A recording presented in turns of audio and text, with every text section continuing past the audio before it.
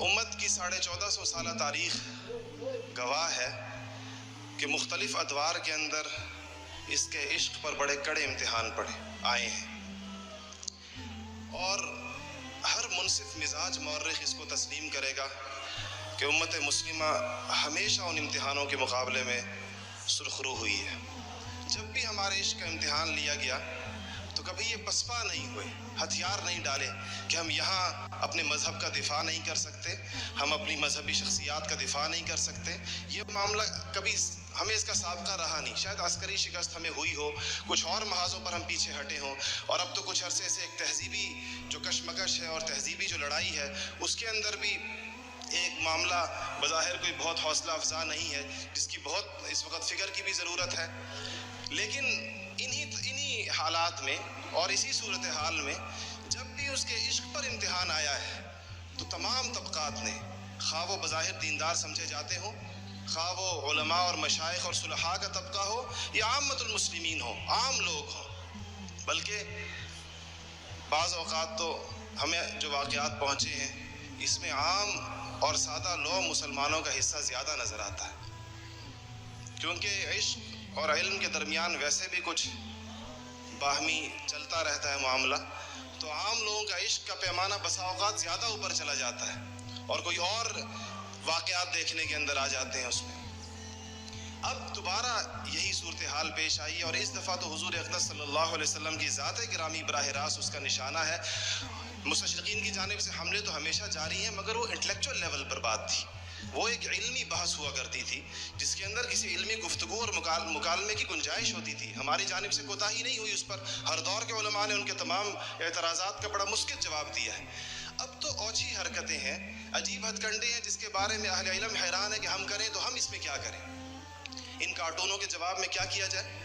یہ فتنہ نام سے جو فلم ریلیز ہونے چلی ہے اور اس کے جواب کے اندر کیا کیا جائے،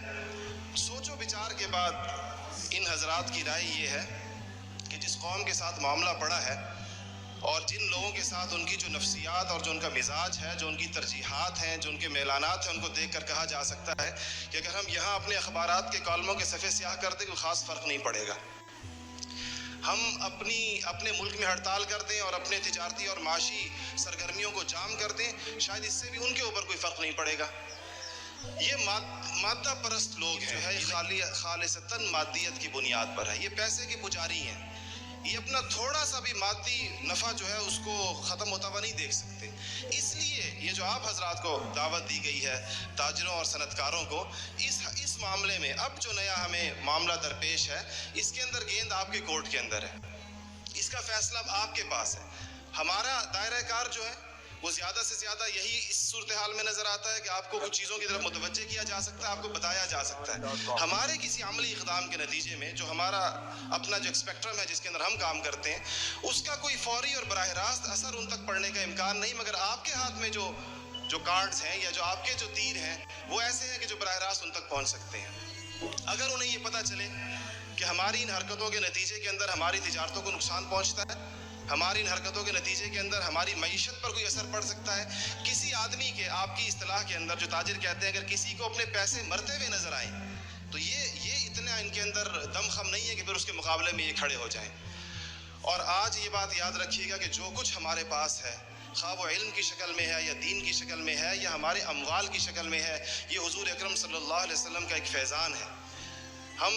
الحمدللہ علماء کے اس طبقے سے تعلق رکھتے ہیں، میں تو ایک طالب علم ہوں، لیکن ان نسبت ان حضرات کی جانب ہے جہاں بے سر و پا قصے نہیں سنائے جاتے۔ لیکن ایک واقعہ میں آپ کو سناؤں گا۔ شیخ عبدالعزیز دباغ کی ایک کتاب ہے البریز کے نام سے، اس کا ترجمہ ہمارے بزرگوں میں سے مولانا عاشق الہی میرٹھی صاحب نے بھی کیا ہے تبریز کے نام سے۔ اس میں ایک واقعہ لکھا ہے، انہوں نے کہا کہ شیخ امی تھے، لکھ پڑھ نہیں سکتے تھے، ان کے مرید لکھا کرتے تھے۔ یہ کتاب بھی ان کے ایک مرید نے لکھی ہے، ان کے اقوال کو اور ان کے ملفوظات کو جمع کیا ہے۔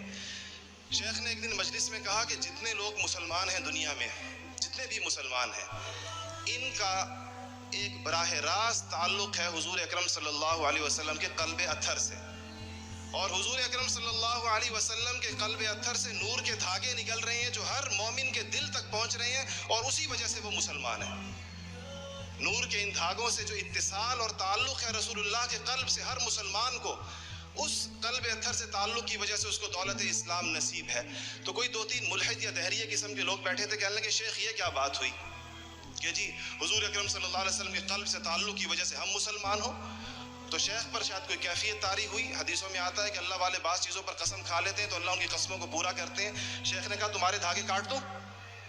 اگر تم سمجھتے ہو کہ یہ کوئی رسول اللہ کے قلب سے ہمارے اسلام کا تعلق نہیں, تمہارے دھاگے کاٹ دوں؟ کہنے لگے کاٹ دیجئے. مریدوں نے لکھا ہے شام کو تینوں مرتد ہو گئے, تینوں نے اسلام چھوڑ دیا.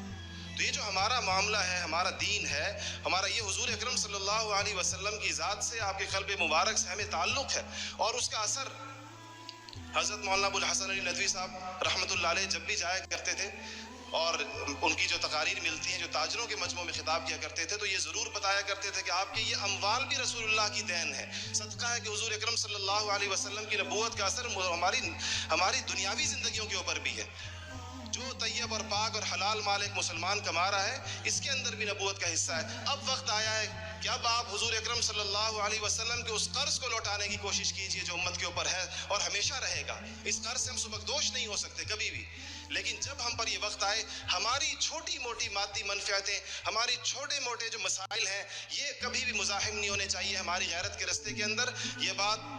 ہر وقت اور ہر آن اور ہر گھڑی ہمیں مستحضر رہنی چاہیے. مولانا ظفر علی خان صاحب کتنے اچھے انداز کے اندر اس کو بیان کر گئے ہیں کہ جب ایسا وقت آ جائے تو پھر یوں کرنا پڑے گا. کہا کہ نماز اچھی, حج اچھا, روزہ اچھا, زکوٰۃ اچھی,